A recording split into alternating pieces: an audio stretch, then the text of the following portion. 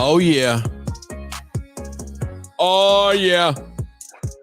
It's Tuesday, and it's time for Nightcap Knowledge. In my coach's voice, on y'all weak ass. It's time for Nightcap Knowledge. I'm excited. We had a great weekend at Tougaloo College. It was absolutely outstanding. I don't know what you guys came to do, but I came to have fun, and I definitely did that. But in the meantime, we got to give a shout out to Jackson's Rage Room, Mississippi's original rage and relaxation room right there in Central Mississippi, Terry Road, South Jacktown. You can reserve your Rage Room in Jackson, Mississippi at rageroomjacksonmississippi.com. And y'all know we got to give a shout out to the official water of Nightcap Knowledge, Aspire Pure, refreshing taste, keeping it simple. Ladies and gentlemen, it's about that time to put the kids to bed. Better get you a drink. We're going to put something on your head before you go to bed, baby. It's Nightcap Knowledge. And we are starting now.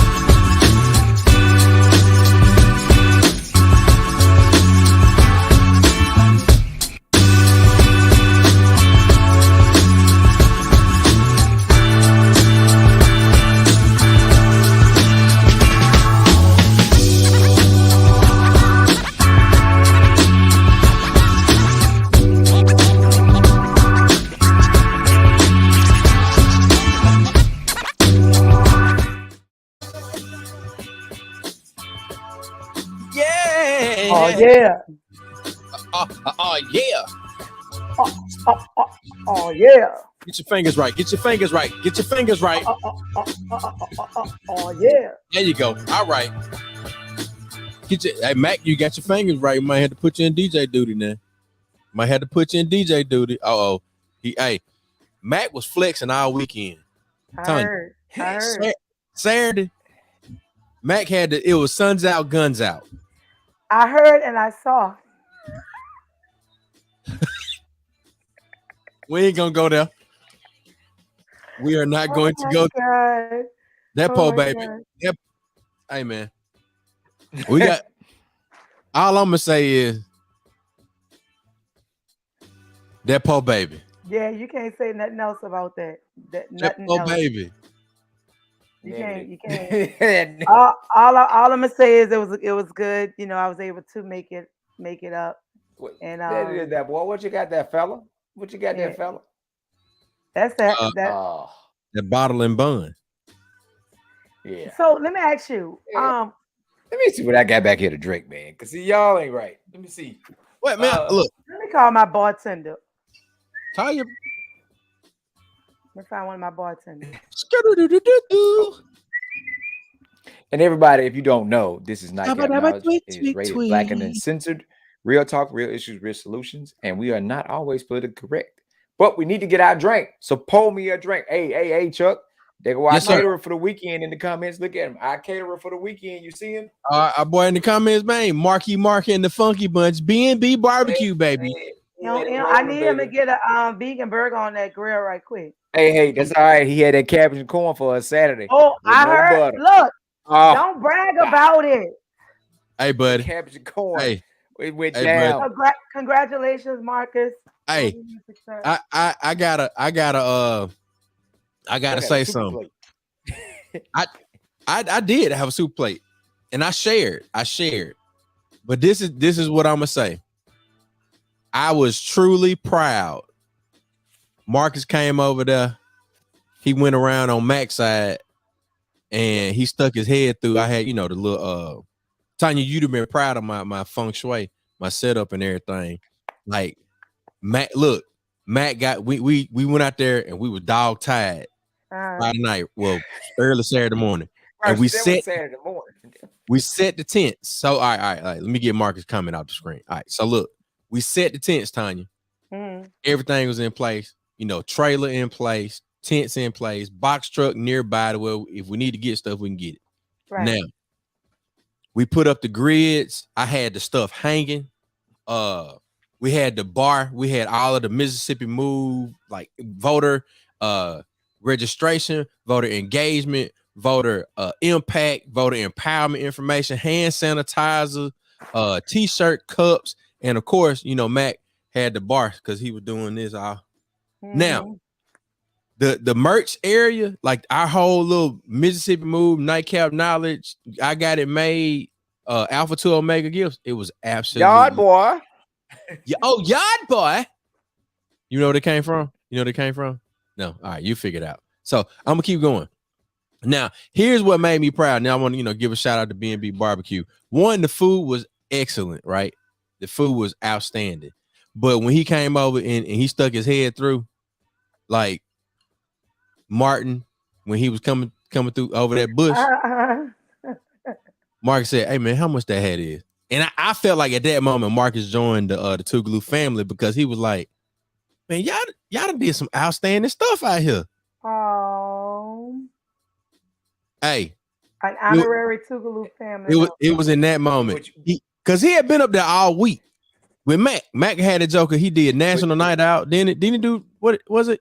What was it? National Night Out. National Night Out was like that first week in October, right? Right. And then we had did stuff for the president prior too.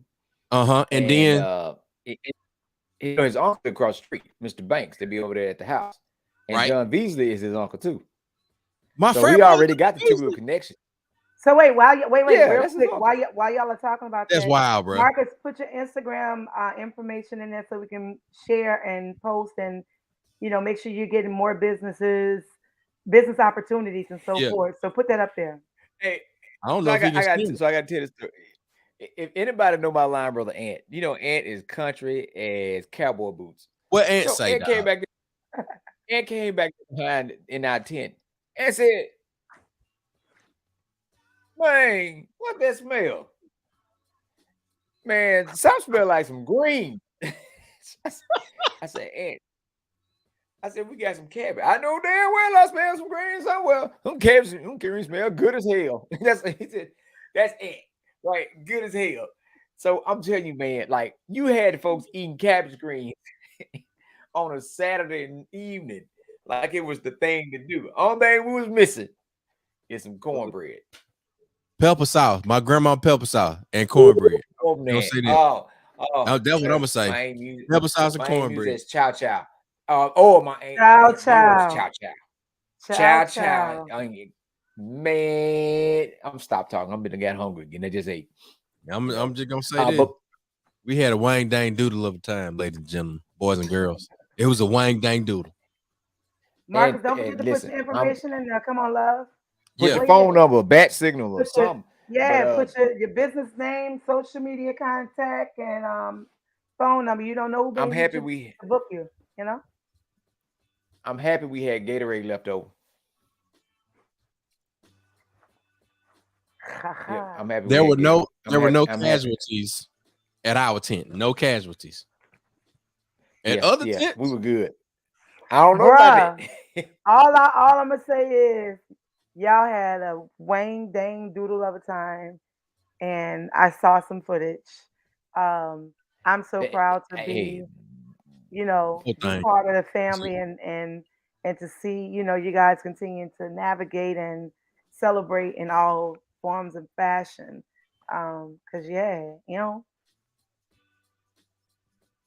Look, what is you eating? Now, Well, Mac, you know I'm gonna get on me if I put like a piece of candy in my mouth. You ain't Hey, told him nothing. This his son ass of don't a need bitch ain't he told him and nothing. he and he and he should know better that he is a professional. He shouldn't be eating on the air. not today, baby. Look, See what I mean? I'm still at the tailgate in my mind. This just a pot. I'm still at home. Well, look, go ahead on. Let's give us our mental health minute. I'm going to grab a drink right quick So because the mental health minute for today. So Chuck, get your ass off camera so we won't be. Thank you. Bye. I was what I got this. I'm the producer. Now, when you want to start running all of this, see that? You done made Tanya go away. Yeah. How about that? It won't work. Aha! All right. So look, the mental health minute for today is what we're talking about right now: importance of celebration.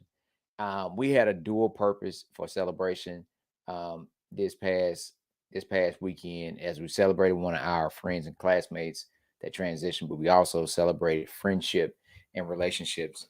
We had a good time, man, and we continue to support a school where we was able to form those relationships.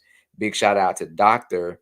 Robert Smith, who said college is about 50% education, 50% socialization, where you will meet folks there that will go on to become your lawyers, your doctors, your friends, and be extended family. And we celebrated that because one thing we have learned, you do not know when. So every time we have a chance to gather, of course, it's going to give some folks some hard times, some ragging. It's going to happen. You know, you pick back up from college years, but also the conversations about family and friends. But so the importance of celebration, create more opportunities to celebrate. I want us as people to understand the importance of friendship and family, and for us to make preparation to take those trips as we do to go to games and big concerts. Take those same trips to go see family and friends and post those pictures of your family and friends the same way we do with celebrities, because the importance of celebration sometimes it's not, you don't have to be anything big. It can be the smallest things, you know what I'm saying? Just celebrate that, because you create memories and you continue to extend and create more relationships. So that's my mental health minute. I'm quite sure we got the Dr. Fred is on. You know, Dr. Fred sounds better than Dr. Smith, so I think his new name is going to be Dr. Fred. I like that. I like that. I'm rolling with it. So we're gonna again, he can expound more upon that, the importance about that, because in social work we talk about the importance of human relationships, right? So it's a real thing. That's why a lot of folks talk about going insane when they're in isolation or in prison. You know, you need other folks to be around you. All right, Tanya, you are up. Talk to us. Tell us something good and stick to it. What's up, everybody? I am I'm jet lag right now. I will say that, and it's kicking my butt. However, I will continue to press forward and give 100% of energy Press on toward the mark. and mezcal. So a lot is happening, man. Like, New Orleans is an amazing city, of course, everyone knows. So our festival season is pretty much all year round. So we have some festivals coming up. Po' Boy Fest up on Oak Street is happening. We just finished Oktoberfest with the Jewish community, I think. No, German community, families and culture. So and we just celebrated Latino, Latinx Heritage Month, and we're still celebrating it. So it's just amazing to know that our world is full of cultures of music, and it's great to celebrate those things. I'm continuing to celebrate music all around. I'm actually preparing for a master class I'm teaching tomorrow about music and the mind, and mind of a soul of a mind, which is just talking about healing through music and creating these outlets within the city. First, I'm starting here, an incubator to provide professional, productive, and resilient artists, because we often give everything, but it's hard for us to sometimes find the stuff to recharge ourselves. So yeah, I'm in a think tank right now of thoughts, and um, just making sure I'm always putting my best foot forward and giving 100% in everything I do. And so yeah, that's my music check-in. Okay. God, I like that. That professional, productive, and resilient. I like that. That dog Yeah, man. right there. Look, I was just listening to Nina Simone. Everything must change. And when I got to school, teachers and students like, Miss Cannon, what happened to you? Cut your locks? I was like, yeah, I cut my locks out on the way leaving Mississippi Greek weekend. As I was driving and listening to this playlist I created, all I could think of is, everything must change. There's a season, a time, and a season for everything. And Yeah. so now I'm in this new journey, especially after coming back from LA. Everything must change. Next. Yeah. I can't wait for other people to be able to be in on the information of this. Man, look, all I'm gonna say is this: if we have any aspiring artists, musicians on this, shout out to Stephanie. What's up, Stephanie? On here with us, I will say that keep going. I sent Chuck, and I'll send it to you, Mac. I listened to this motivational message everyday record. It says keep going, and it starts off with TD Jakes, and he's saying, and one of the brothers come on, he said, if you start something, you gonna finish it. And he says, get a resilient mind, like keep going, figure it out, but you're gonna finish it. So we have to be finishers. If we start it, sometimes it's not for us to finish, but it's for us to pass it on for somebody else to finish it. But at the end of the day, we have to be finishers and complete the task. That's it. What's up? That's what's up. Yep. So that's a segue into our profession. You got to unmute yourself, brother Mac. I know. I thought I hit the button. I was saying, I bet a road get tired of me saying that because that's my thing. We tell them to figure it out. You got to have a figured out type of mindset, and not just say, well, I can't do it because, and you spend more time telling me why you couldn't do it and less time trying to figure it out. And get it done. So, like Chuck just said, we had to figure it out. We set up a whole lot of shit on Friday and Saturday and broke it down. And out of all the people that we had there with us, it was a handful at the end. But you also got to figure it out. That's why we have the equipment we have in case we don't have any help. We know how to break it down and put it up by ourselves. We done figured it out, And the right people are in the place to help. The right people, man. And got to have the right people in the mix. We try to make it happen, man. Tanya came in.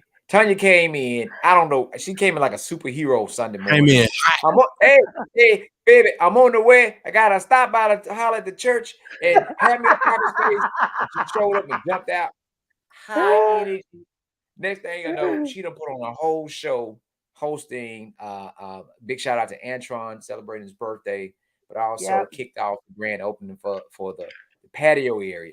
And it's a whole groove going on in the patio while we are having a real conversation of brotherhood inside the 219 lounge. Yeah. And it was a good combination. Like, it was really good and something that we have voiced that need to happen more often. So big shout out to all the guys there. Dr. Fred was there and several other Tupelo ones. And it's something, we had a real good weekend, and we were pushing GOTV and civic engagement the whole time. Like, we got to take care of Tupelo, we got to take care of folks, and everybody is high energy and ready for the next one. Yep. Well, wow. What was that? Yeah. Like, what were you? That was all this weekend. In front of us. That was like right there in front of us. Somebody got like a little, a elevated shot over the top. Yeah. Let me tell you something. I ain't missing none of the events. Look, hey, now if I'm, yeah. If you're doing what you do, that's still, different. Man, like, is that ain't on stage? Yeah. Oh, okay. Oh no, I caught all the footage. I'm a bit jealous. I got FOMO right now. I really have FOMO right now. Damn. Matter of fact, I think you need to talk. Did she? Right. Wait a minute. What happened? Removed herself. God, you know what, Chuck? I think we need some help. We need to call in Dr. Fred. It's time to bring in Dr. Fred because hold on. Let me do his theme song. Bum, bum, bum, bum, bum, Dr. Fred, Dr. Fred. Boom, boom, boom, boom, boom, Dr. Fred. And come on in, Dr. Fred. He is. Welcome, Dr. Fred Smith, Frederick Smith. I'm very glad to be here. Dead T.I. Glad to have you here, man. Glad to have you here. Fred hung out all weekend. Fred was here for 9 days. I sure was. He came down and kicked it. Old school. Hard. Man. Hey, Dr. Fred, have you recovered yet? Are you still sleepy? You know what? So, I took the train down there and then took the train back. And so it's hard to get sleep on the train because people snoring and passing gas and playing videos all night. And so for whatever reason, I'll take myself out. Don't worry about it. For whatever reason, I decided I was going to go on to work after I got back to Chicago. Yeah. And so I went on to work and, oh my God, I was so sleepy trying to sit there and do therapy with the clients. I said I would never do that again. You got to take the, man, look now, come on. You got to take the day off. Yeah. One of my clients was talking and my eyes started crossing. I was so sleepy. And I was trying my best, to nod. Yeah, oh yeah. And it's like my just vision. I started having double vision because I was just so sleepy. I don't want to do this anymore. No more. You had to give yourself. It sound like my sophomore. It sounded like sophomore year taking psychology. I was studying sleep deprivation while going through sleep deprivation. That sounds like what you were just doing. You were dealing with sleep deprivation at the same time. Fred got theme music. You got theme music. Yeah, Tanya, you got to record that. You got to record that. Oh yeah, Fred, you had when you get over 30. Yeah, y'all know I'm multitasking, so I'm doing social media and at the same time, but I got you. Dr. Fred, we'll talk about a contract. When you get over 30, 35, you got to take the day off when you get back. You can't just go straight to work. You can't do that. Pat did the same thing. Pat Bass got on the road and drove back like in the wee hours Sunday morning and went straight into a meeting back in the Dallas area. When I talked to him, he said, "I don't know why I did that." He said, "No way." He said, "I don't know." He said, "Bro, I don't know why I did that. I should have stayed. I don't know why I did that." I was like, "No way. Why?" No. So is there a diagnosis for that, Fred? Do we? I think it's called adrenaline. It's called adrenaline. I ain't even a psychologist because I went right to work Monday too. So, yeah. I call it foolishness. That's what I call it. I won't be doing that. There it is. Wait, Fred, you sure you're not a bishop or a preacher? Because you speak with a certain eloquence of timbre. I told you I came right. He's still anointed. He's an anointed psychologist. And He's the anointed Dr. Fred, the anointed psychologist. He said, that's it right there, Tanya. Dr. I Fred, got it. I'm on it. Dr. Fred, the anointed psychologist. Oh my goodness. Okay, yeah. I got it. I like the other one. I like the boom. The Dr. Fred. I got the bow chicka bow in there. Yeah. We got you, Dr. Fred. Well, she'd have put it on the banner already. She'd have put it on the banner. It's official. It's official. Dr. Fred, the anointed psychologist. Look, Dr. Fred gonna come in there and tell her, I want you to lay down on that couch. and I want you to think about the last time you had the thought of wanting to say something negative. But I like that. Yeah. All right, I want that run. All right, now you rock that. No, Fred, you don't need no sidekicks. You don't need no assistants. No, you don't need. Wait, Stephanie said, "No, ma'am, he's not. He is not a preacher." Stephanie. Stephanie. Think about the what you mean. Crying. Fred, these got to be some of your family members that know you. They are. Some of your Oh, look at all your people on Oh, here. wow. Hey, Melinda, your auntie on here. Hey, Auntie Melinda. Hey, Said, Petey. So, Fred, Tell Stephanie don't put all my business out there, please. right? don't Please don't encourage encourage that this foolishness. Heck nah. What's up? What's up, Gloria? Oh man. Okay, Hell yeah, that's what's up. Gloria. That's my buddy right there, Gloria McCray Watson. Known her for a long time. That's what I'm talking about. Y'all better come on out here. There go Marcus. Thank you, Marcus. Go ahead. Oh, he must still be at work. He's still at Hattie's Chicken and Waffles. So look, go ahead, Dr. Fred, and talk about Dr. Marcus ribs on the grill. And those of you who had them, you may think about them. Come on, anointed psychologist. Come on. Well, AP. Come on, ever had Marcus Banks ribs make you wanna slap your mama.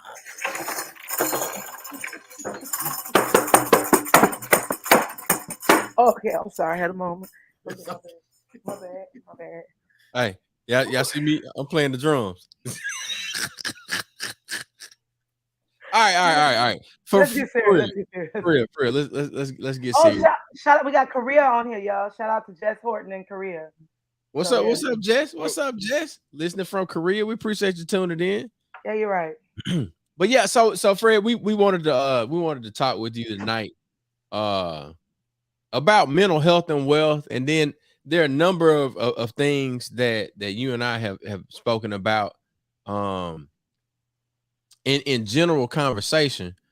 But one of the things that I definitely wanted us to highlight was the space that we carved out in the midst of all of the festivity, all of the party, all of the great time that we had. We were able to carve out a space where brothers were able to cry a little bit, speak their truth, talk about, how they carve out space, whether it be, where one or two are gathered or where there's a larger group.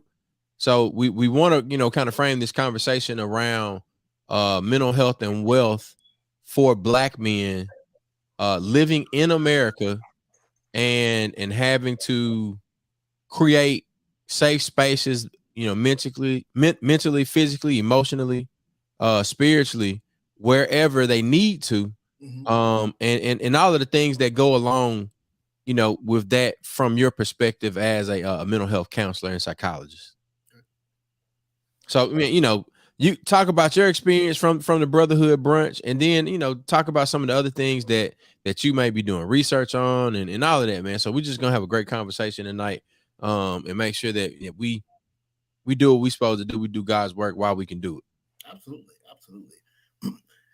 With regard to mental health, specifically in minority cultures, of course, we as African Americans, we're in a minority culture, and of course there is so much, like I said on the previous podcast, so much stigma, surrounding mental health and the need for mental health treatment. Because people, they are often afraid to seek mental health problems due to fear of social judgment or rejection or even discrimination. And these are the things that cause people to conceal any mental health challenges that they might be experiencing.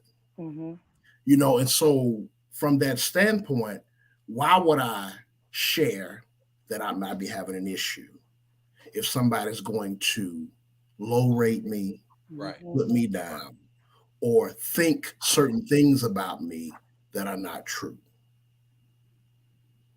Wow. And so and that's why I'm so glad that you guys are doing this platform, because these are the type of conversations that we need to be having, that it's okay. We need to be saying that it's okay to seek out treatment. It's okay. There is nothing wrong with seeking out mental health treatment.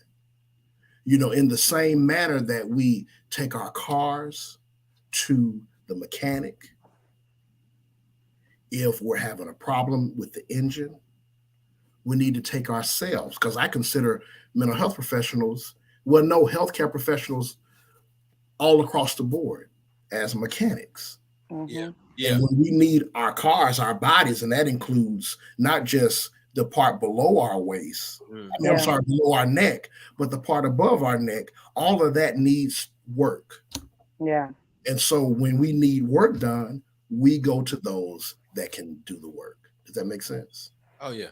Oh yeah. Yeah. I saw recently statistics shows when it comes to the Black community, we are almost, I would say we're close to half percent to our white counterparts to seek mental health support resources. Can you talk a little bit about along with, because we always talk about being preachers' kids and elders' kids and things of that nature, and knowing how the church can create stigmas and things of that nature, taboo of getting mental support. Outside of that, outside of the church, because we don't want to come off as if we're bashing the church, because that's not what we're doing. We're just speaking from our own experiences of seeking support. Can you talk about why do you think the percentage is where it is? It's about 25% to 45%, and right now in our communities, our Black communities. Okay. Well, one thing is that, of course, kind of piggybacking on what you're saying about the church, where you have people in the church saying, oh, you don't need to go seek treatment. You need to get you some Jesus, or you just pray it away. Pray it away. And sometimes you have to do a little bit more than praying. And of course, we can't expect for God to come down from heaven and fix whatever situation that we have going on. That's why he put people in place to do that. Praying is fine. Like Stephanie is saying, praying is fine, but you also still need to seek treatment. Yeah. And then even with another issue is that people don't recognize when they need to seek treatment. Yeah.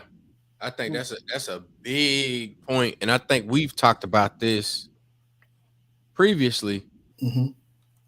We don't really know what those signs are. Like we're not, in new student orientation, in staff development, in onboarding, however you want to, you onboarding kids to college, you onboard, staff into your campus community. We're not getting, I didn't get no mental health training. And what we 20 years removed from 2000 graduation. So think about where young people are now. One, Tanya's mentioned this. We came out of the pandemic. You got a whole bunch of kids that graduated high school in a pandemic. They graduated high school having to virtual in with their classmates. Then they go to college. And they don't even get a true freshman orientation where you get to build community and build space, social relations. Right. So I'm not sure how many institutions are actually doing like mental health 101 with staff and students and faculty and other people that are interacting with campus communities. Is that a thing, Fred? Like do they do that? No, not at a lot of institutions. They don't. And see, it's important because severe mental illnesses, such as schizophrenia, bipolar, they typically, not always, but typically begin in your late teens, early 20s. So now, where are people typically at? On the yard, at college. Right. And we all go ahead. I'm sorry. No, I was going to say, so that's when it begins. And see, I have had multiple people that went to school with us right there at Tougaloo. We're all Tougalooans here. Yeah. That have contacted me. Fred, I got diagnosed with bipolar disorder my senior year at Tougaloo, Fred. I was diagnosed with major depression because I had 2 suicide attempts. We graduated. Fred, I was diagnosed with schizophrenia my sophomore year at Tougaloo. Can you recommend a psychiatrist? Can you recommend a psychologist? Can you recommend a therapist? You know, can you make a referral for me to see this person and that person? Because I need assistance. My life, I had all of these plans. Yeah. To do all of these things, and my life is in shambles because of this illness that I'm having. I remember even a few years ago, I was working at a hospital called Venice Glen Oaks Hospital, and I decided to do a group with the individuals. I was working at the intensive treatment unit, and I was doing a group with the individuals, and I wanted them to discuss their first how it was when they had their first psychiatric episode of sorts. And one of the nurses, she was maybe about 50 years old, and she actually recognized one of the patients. She said that he had gone to high school with her. And she said that he in high school was this all-around guy. Yeah. He was president of Student Body Association. He was a football standout, and he had actually got a football scholarship to a prestigious school. And of course, I don't remember which school that was. They had gotten a football scholarship. And so when I was facilitating the group, the guy was saying, you know, I had gotten a scholarship to go to college. And that summer between high school graduation and new student orientation at the college, I had my first psychiatric episode and ended up being diagnosed with bipolar disorder. And I was never able to go to college. And it destroyed my life. I think like what we do is we've I'm loving the comments that everyone is sharing, because especially Bianca said God provides people to help you, and that's who you are. You're that person, right? Because I love what Stephanie said. You know, pray about it and ask God to put the right people in your life to help you. Right. You know, heal. We pack so much, right? I have chills right now just thinking about that. I had a conversation with a student, and this kid can be no more than 7 or 8, and the kid was just I don't know if y'all seen that TikTok video of that student who was going off, was throwing everything, and they was filming the kid. It's a little black boy. They was filming him, but that kid was having a psychotic episode. But some of the students thought it was funny. That child was crying out. And I'm sitting here listening to you, and I'm just gonna be obedient because ancestors are like I want you to know what was just told to me was our first therapist was either our grandmama or our mama or dad is somewhere in the living room, right, in our house. Mom and dad and them and grandma and them had this gift to give us the words that we needed to know that we still have today. And some of our grandparents just had that wisdom. And in giving us that, some of us are where we are on the prayer, the strength of those grandparents and mamas and daddies that are still providing what we need. And so it's okay to come out of Stockholm's, because I was one that was in Stockholm's. I was one dealing with major depression and suicide attempts. So I know what that's like. And being a preacher's kid that I am, I had to remove religion and find relationship and spirituality, right? So I feel like that's what we don't understand, that just because I am the church. I am God. God is within me. I'm God's child. Yes. And so with me being all of that, I ask God to always, whether I'm around the world, no matter where I'm at, I'm still going to be blessed. So if I don't walk on your 4 walls, God is going to still put me where I'm supposed to be, because it's divine alignment and a divine assignment. So that's why we're here tonight, to get the divine assignment. Right. And then here's the next thing. Amen, lights. Here's the next thing. We were just talking about praying about it. Yeah. You pray about it, but when God answers your prayer, why don't you want to receive it? He sent you the therapist or the psychiatrist that you needed. You can't rejected it because you don't even see it. Yeah. So he gave you what you needed, and you still. That's the story we heard graduate from high school about the man in the neighborhood. And my neighborhood actually flooded like 2 years before I graduated. And I really identified, you know, about sending the boat The old man was on the porch, and the fireman came through. Said, "Old man, come on." He said, "Nope." He said, "My God said He always take care of me." Lord. And he waiting on the Lord. The second time they came back through, he was on the second story. And then when they said, "Come on, old man, we got to come get you," he said, "Nope." He said, I'm gonna stay here. I'm gonna wait on the Lord." The third time they came back, they said, "We can't come back again." He was on the roof. He said, "Nope." He said, "I'm gonna stay here. I'm gonna wait on the Lord. He ain't never forsake me." He drowned, got to heaven. He said, "God, I've always served you." What God say, Mac? He said, "Why did you forsake me in my time of need?" He said, "I sent you that boat 3 times." Yeah. And we don't recognize the opportunities of when certain things happen, you and your need, right? Real story.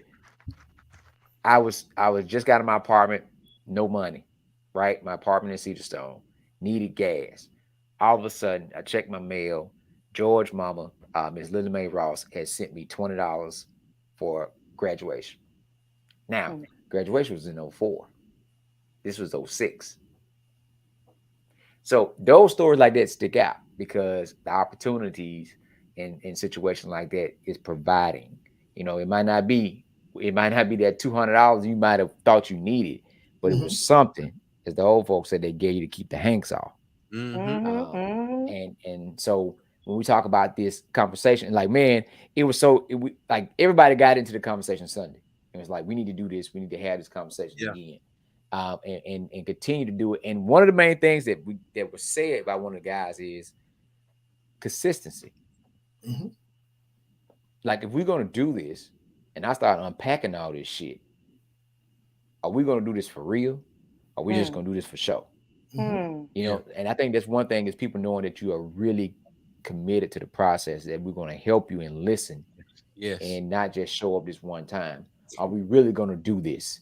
Yeah. And see it through. Go ahead, Chuck. I see something percolating in your head over there. Well, shout out, Gloria. We actually know what the Hanks is because we had to have them kept off a number of times.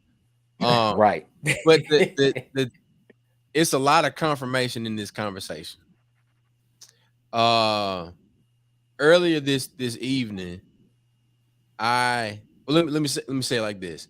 I had a fraternity brother. He recommended that this conference reach out to me regarding documentation, like photo documentation for the conference.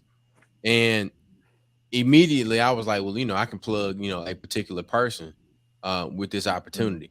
And it's right. My conversation around this is pointing to everything that Fred and Tanya have been talking about in terms of, like, divine orchestration or divine alignment, which is a conversation I had with the lady that ended up, booking my services for the night. But when you pray for something, and to your point, Mac, with the story, and that's why I know that we're all on the same page, and this is a conversation that somebody truly needs to hear, right? When you pray for something, at the very least, you have to be able to be like, all right, I'm going, God, I'm going. I ain't got a clue, or I may have an inkling of a clue, but at the end of the day, I'm going. Right. Because I pray for the opportunity to have increase. But you might not be able to get increase, not even no might. You're going to have to go. I'm looking over here. There's a scripture, Proverbs 22:6. In the way they should go, you got to go. Right. And sometimes in mental health, sometimes in business, sometimes in school, sometimes in all of the things that we find ourselves involved in, you not willing to walk in the way that you should go because you figure it should look a certain way. And your treatment versus my treatment versus somebody else's treatment ain't gonna all look the same. Right. Your path and my path ain't gonna always be the same. That's right. But the thing is, if I can be in the space and share a moment with a brother, and I'm like, man, That's what God was trying to show me. I got 3 points. One, I gotta say this one. My grandma used to sing those old gospel songs, and one of the songs used to say, "If the Lord need somebody, here am I. Send me, I'll go." Right. And then another song was "I'm on the battlefield." Right. That's point one. Point two was we just connected spirituality and mental health. When people say that it's not the same, we just did that. We just confirmed that that can happen. Right. The third thing was we just did group therapy. Fred is the professional. Fred, 9 times out of 10, what you do when you have a session, especially a group session, you spark the conversation. Once you spark the conversation, then it catches on like wildfire. Everybody starts to talk. So now the professional can analyze the conversation of the folks that's speaking, and he picks it or she picks up and goes back to that person that might have said something that stood out to say, now when was your last thoughts of suicide ideations? Now that was 10-15 minutes ago. We just gave an example of how simple and easy therapy can be. Create space. And how we do it on a regular basis. Create space. Go ahead. I want, because I'm gonna throw this at Fred. I just want to show you how divine aligned this is. I was gonna ask Fred to give 3 3 signs that people, especially our Black families, need to be looking for to know when to seek help, and to know that it's okay to seek it. Because I wrote a song during Katrina. My husband, and y'all talk about the man on the boat. My husband wouldn't be here if we hadn't gotten in a fight because he was trying to go in the attic and wait the water out, and our house flooded. And he's now going through therapy, unpacking all of that from childhood. I mean, like we're both in therapy, right? And so I said it to say, I wrote a song called "I'll Go" that I released. It's "Wherever you send me, I'll go. All that I pray for, I want you to." And so I said that to say, this is so divinely aligned. 3 to 5, and just have your way. 3 to 5 points. And for those who are in the comment section, if you have family members and you've been seeing signs, this may be your time to advocate for that family member that needs that support. So you may want to write these points down. 3 to 5 things, signs that our family should be looking out for, and know when we need to seek support. Yeah. Well, I wanted to kind of just start out by just giving some of the signs and symptoms of different mental health disorders. Because see, even though the disorders are different, some of the symptoms of these different disorders, they overlap. Okay, when you see these signs and symptoms, not just in this diagnosis, but also in that diagnosis as well. Okay, and now I don't want people to try to go in and self-diagnose. Okay, because a lot of times people will go on, you Google a disorder. Go WebMD it. WebMD it, and I have those signs. But just because you may have some signs or some symptoms does not necessarily mean that you have a psychiatric diagnosis. Because even though symptoms overlap and all the diagnoses are different, there is one criteria. There is one criteria that's the same across all psychiatric disorders. It's that the symptoms must cause significant impairment in social, occupational, academic, or other important areas of functioning. And the important areas include your social functioning, your ability to interact and relate with other people, occupational functioning, how you function on the job, academic functioning, how you are at school, your leisure activities, your ability to engage in your regular day-to-day routine, your ability to complete chores. Those areas have to be affected in order for it to be a true diagnosis. Yeah. And if none of those areas are affected, then it's not a diagnosis. Does that make sense? Yes. Take ADHD for an example. ADHD, a child with ADHD is having all types of problems in the academic setting. The grades are suffering, or they're getting written up, they're being sent to alternative school, not able to focus, they're not able to sit still in class. Yeah. They become anxious and depressed because of the judgments that they get from other students and teachers who understand they're having a problem. They're being labeled as a bad child because others don't understand. And so all of that is impairment in those important areas of their functioning. Right. Does that make sense?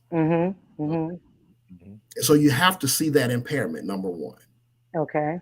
The next thing is trying to or understanding the different symptoms of the various disorders. And I'm going to take bipolar disorder, for example. So, of course, you know, a bipolar disorder. Now, bipolar disorder used to be called manic depression. Okay.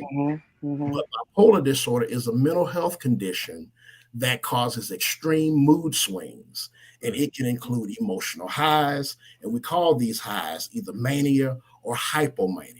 And then it also can cause these emotional lows, which we call depression. Okay. And so now when you become depressed, you may feel sad, you may feel hopeless, you may lose pleasure in most activities. And when your mood shifts to mania or hypomania, and hypomania is less extreme than mania, of course, but you may feel euphoric, full of energy, overly cheerful. You may feel that you're on top of the world, or that you can do these spectacular things that a normal, you know, that just a regular human being couldn't do, if that makes sense. And so some of the symptoms of it, you know, can include being abnormally upbeat. And these are just some of the mania and hypomania symptoms. Being abnormally upbeat or jumpy or wired, increased activity, energy or agitation, an exaggerated sense of well-being or self-confidence. And we call that euphoria, you know, where you're thinking that you're going to do these great things, or you might have magical powers. Need for sleep, only sleeping 2 hours a night, or not sleeping at all, you know, for 72 hours at a time. Man, you know, rather than sleeping, you're at home cleaning up every part of the house, or just out doing these things that you probably wouldn't do under normal circumstances. Also, unusual talkativeness, where you feel that there's a pressure to keep talking, or that other people can't even get a word in. Racing thoughts, where it's like the thoughts are just racing through your mind, or we also call that flight of ideas. Being easily distracted. Any little thing, even a bird chirping outside, can distract you from what you should be doing. And then also poor decision making. For example, going on spending sprees. I remember there was one lady with bipolar disorder. She said she went and spent $3,000 on some makeup from Maybelline, but she was having a manic episode at the time. Wow. She said she didn't even need it, but she just went and spent $3,000 on makeup from Maybelline, or taking sexual risks, sleeping with a bunch of different people, or making foolish investments, you know, investing in stuff that doesn't even make any sense. Like, what was that from Martin episode, Rent 'em Spoons? Rent 'em Spoons, yeah. And I'm just using that for an example, of course. Going and investing $10,000 in Rent 'em Spoons, and I doubt if that even exists. You know, and so those are some of the symptoms that people experience when they're having a manic episode. And on the flip side, when you have the depression, where you're feeling sad, you're feeling empty, you're feeling hopeless, you're feeling tearful. And then in children and teens, depressed mood can also appear as irritability. And Mm-hmm. then you don't get any pleasure from the things that you typically enjoy. You're having significant weight loss, and you're not even dieting, Right. or weight gain, or increase hunger, if that makes sense. Mm-hmm. Um, insomnia or hypersomnia. And hypersomnia, of course, is sleeping too much. Restlessness, where you have this what we call psychomotor agitation, where you're fidgety and you're tapping your hands, you're doing a lot of pacing around, or psychomotor retardation, where we have these slowed speech or slowed body movements, if that makes sense. Feelings of worthlessness, excessive or inappropriate guilt, feeling guilty about things that you probably shouldn't even feel guilty about, decreased ability to think or concentrate, inability to make regular everyday decisions like what to eat or what to wear, and even people thinking about planning or even attempting suicide. And so those are some of the symptoms of bipolar disorder. And then there is also a severe form of bipolar disorder where we might experience symptoms of psychosis, Mm-hmm. where the person might hear voices that aren't really there, or they might see things. We call those auditory and visual hallucinations, or they might have delusional thinking, where a delusional thinking is firmly fixed beliefs that are not based in reality, where I might think that Mac is trying to kill me, but that's not even true. Does that make sense? And so those Absolutely. are the symptoms that people experience when they have bipolar disorder.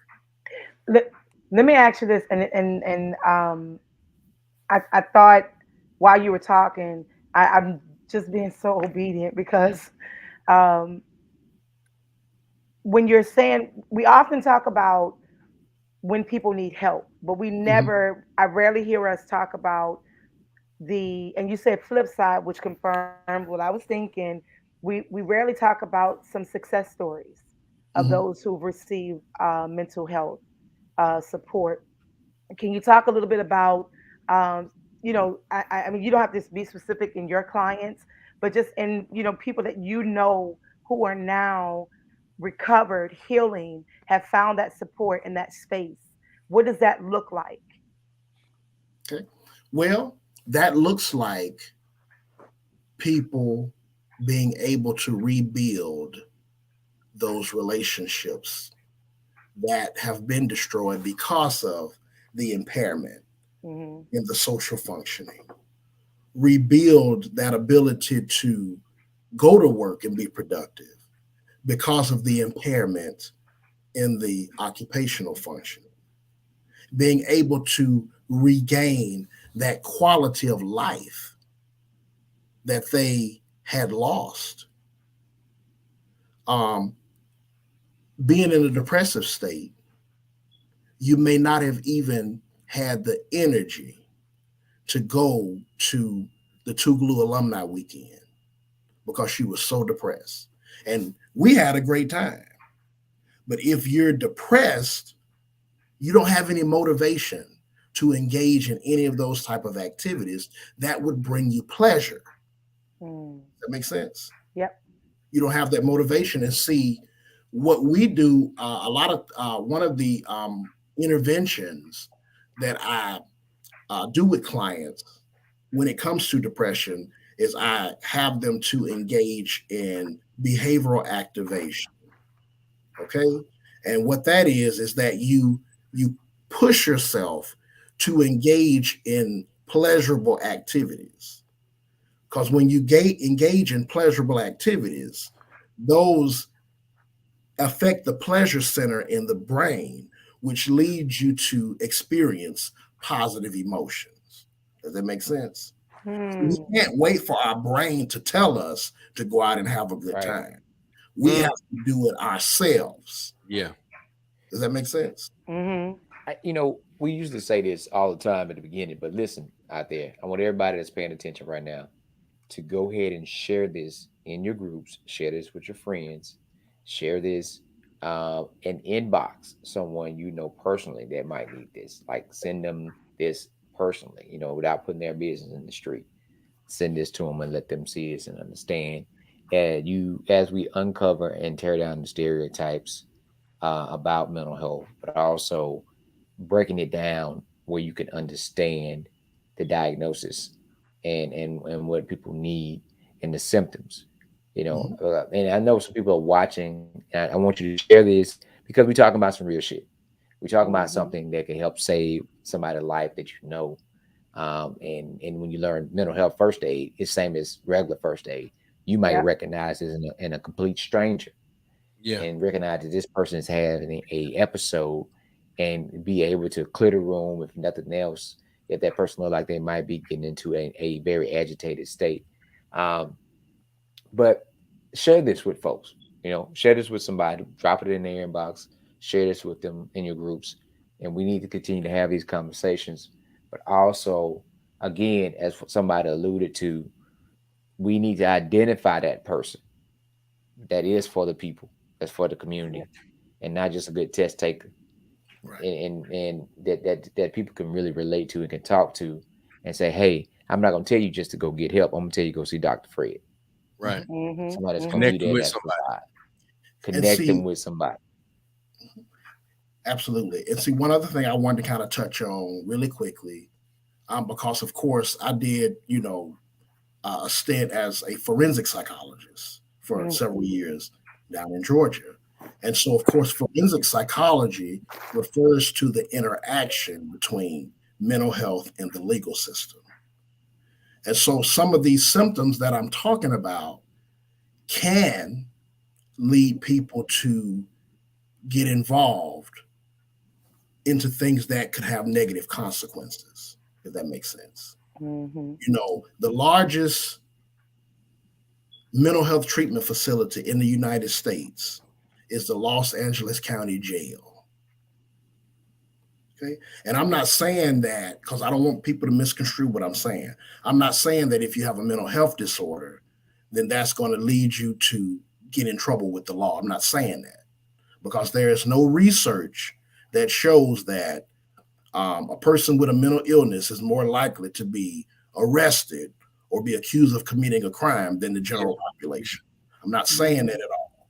But what I'm saying is that there are some mental health symptoms that can serve as risk factors for a person engaging in unlawful activity. Okay. Just like there are risk factors that can lead a person to start experiencing mental health symptoms. Take post-traumatic stress disorder, for example. Some of the risk factors of the disorder include a person's experiences, okay?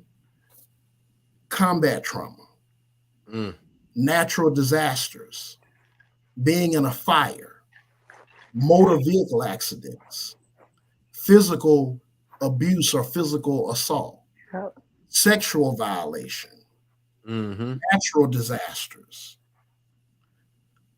even the type of work that you do, military personnel, police officers, firefighters. They are all going to come in contact with potentially dangerous situations.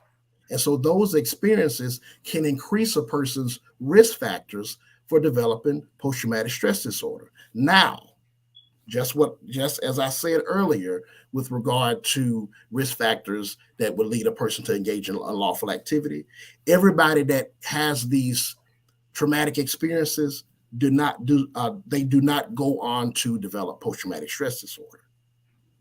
But some people do. Yeah. Does that make sense? In the same vein that everybody that has mental health symptoms does not go off and engage in illegal activity, but some people do. Does that make sense? And so that's why it's so important for us to be aware of these different type of symptoms and what the potential could be. I remember I had a friend of mine who was telling me that she had just become the guardian of her some of her family members, And one of her family members was starting to have mental health symptoms where he was thinking that the neighbors were trying to hurt him.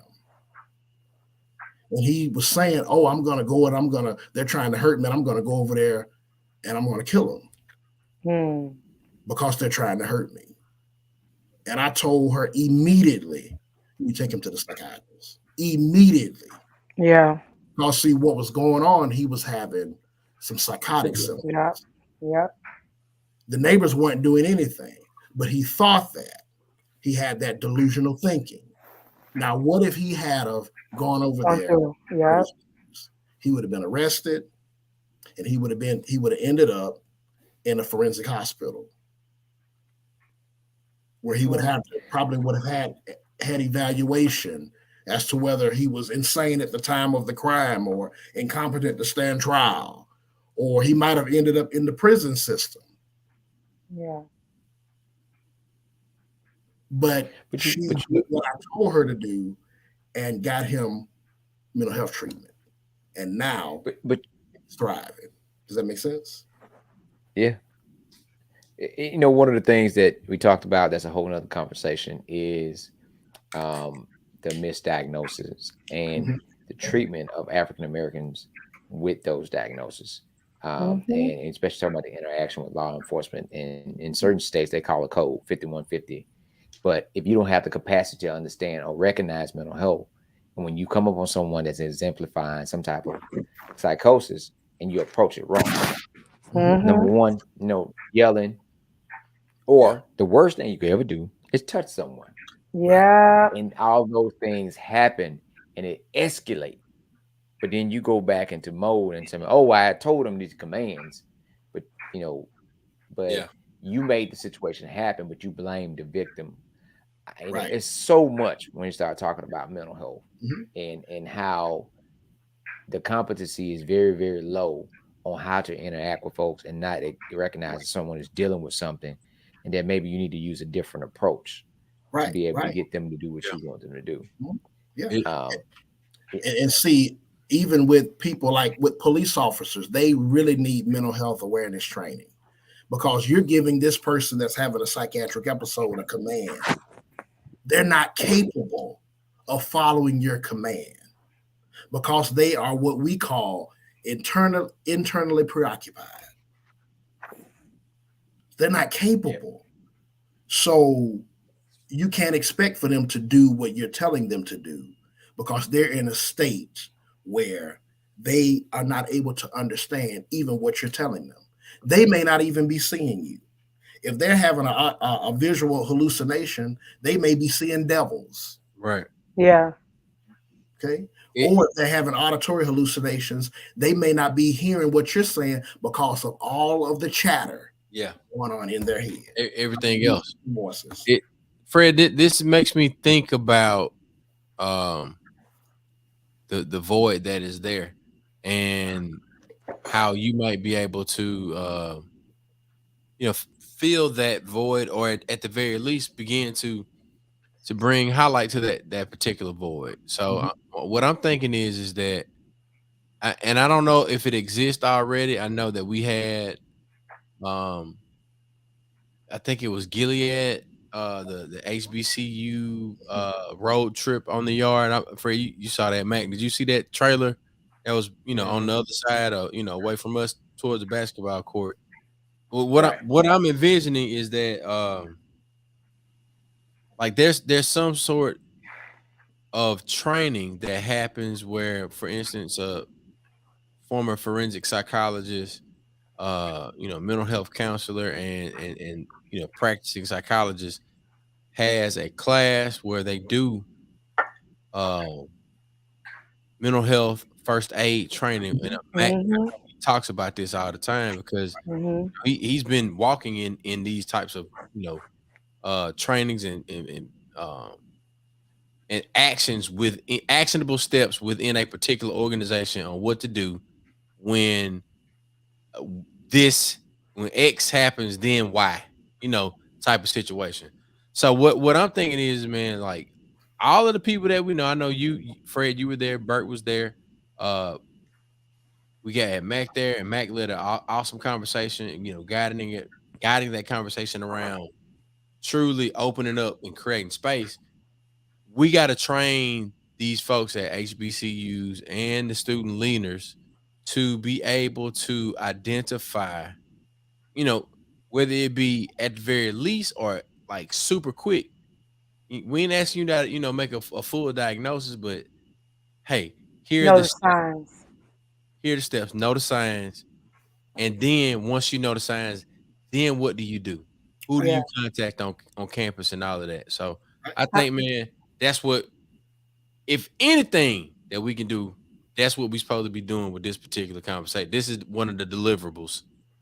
I mean, Right. I think like people with heart attacks, they tell you know the signs of a heart attack, know the Mhm. sign of a stroke, know the Right. sign of this, and that's even more the reason why, because we don't want the conversation to end, but we all know because Melinda says she going to bed.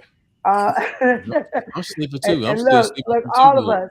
But this is not. We're not done just yet. Everyone in the comment section, we're coming back in November to have a round table with some of our other cohorts and professionals to talk more about putting Yeah. these resources in place because we're coming up on the holidays and we know it's one of the toughest times that people Mhm. deal with depression and all of these different manic, episodes and so forth. So we're going to continue this conversation in November, bringing other. We have a child psychiatrist and adolescent. I can't remember her title. Coming on. We also have a lawyer, first Afro Latino lawyer coming on. We have Dr. Bennett, who's a brother who has Chop It Up here in New Orleans. So pretty much what took place at 219 is what he does every other Tuesday with Black men in New Orleans. And I'm also formal trained working with Black men in Orleans Parish prison system, OPP, which is one of the hardest prisons in back of town. There used to be. Mhm. So I have a passion for Black men, like even more being a Black woman, that love for the Black boy, the Black girl, and the Black family. So in November, we're going to continue this roundtable of mental health repair for our Black Yeah. communities. Tune So up.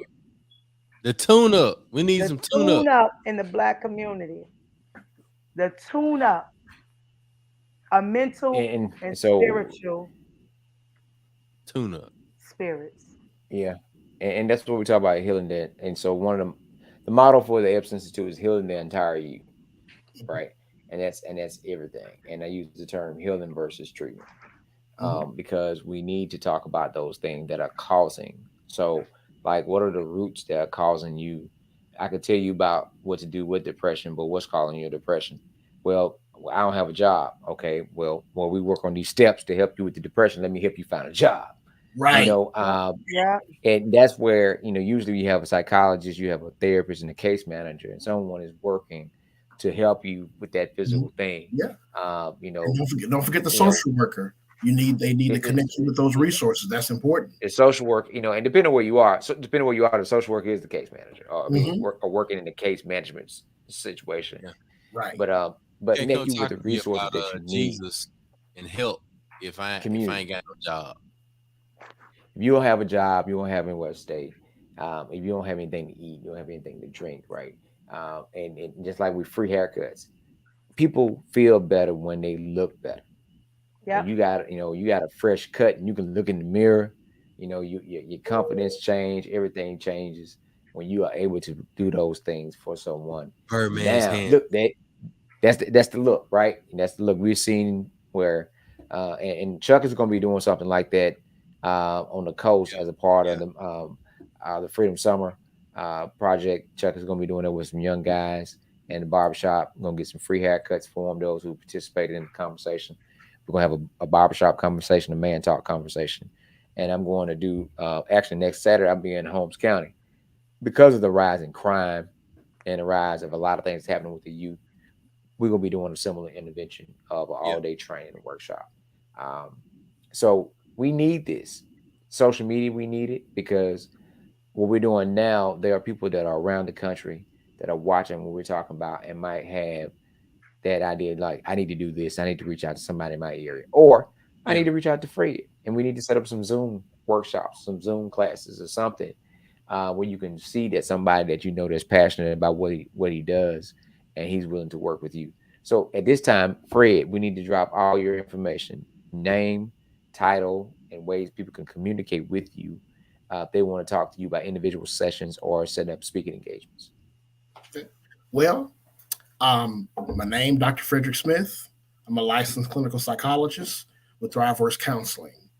And of course, Thriveworks Counseling is a national mental health agency. And so, of course, they can go and type in www.thriveworks.com.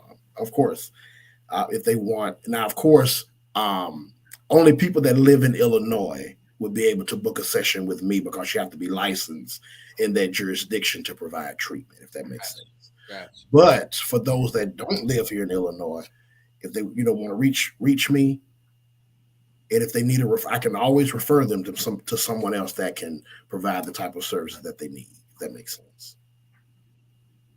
Okay. So let us know your contact. How can they contact you?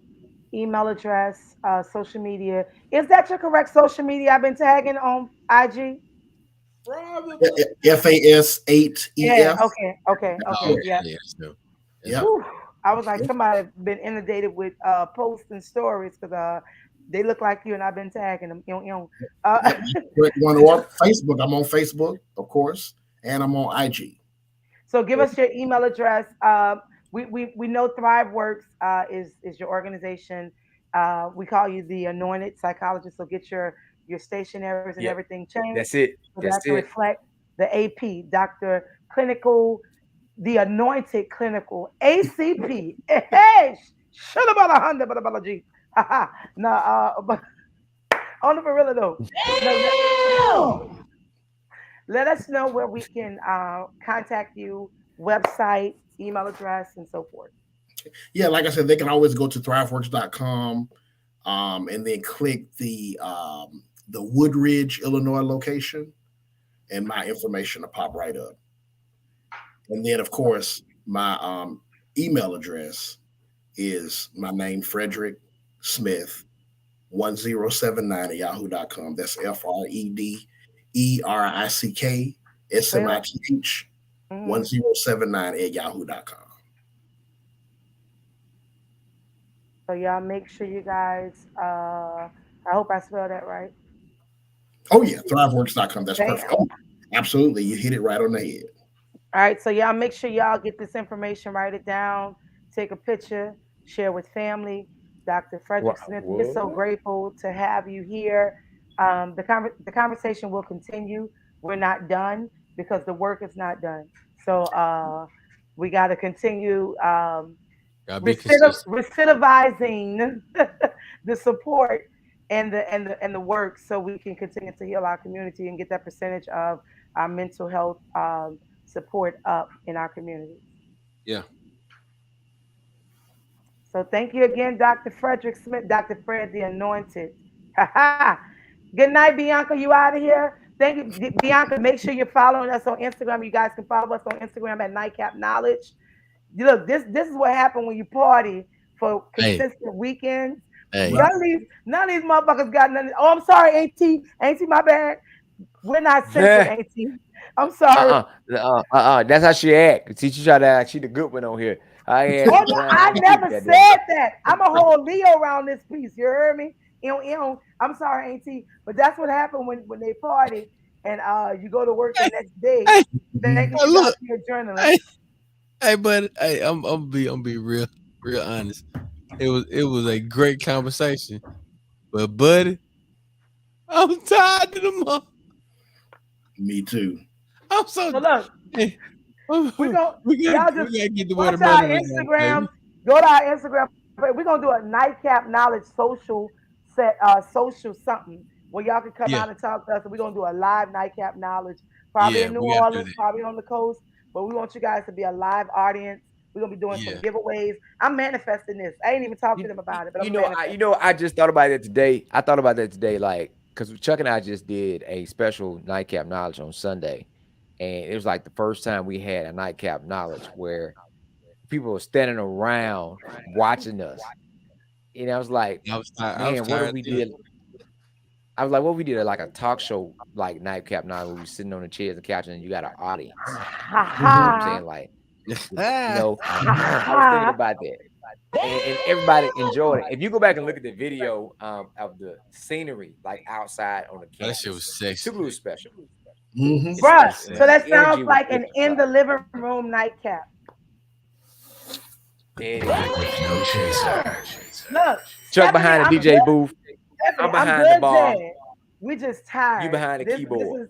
This is what happens when you, Stephanie. We have been going consistently since June. Gloria says she could have used 2 days. I'm lying. I'm sorry. You're right, Gloria. We've been going since May. Mississippi Greek Weekend. We had other events. Then we had our own events. Like, we've been rolling because although we're in 3 different areas, we continue to get the job done.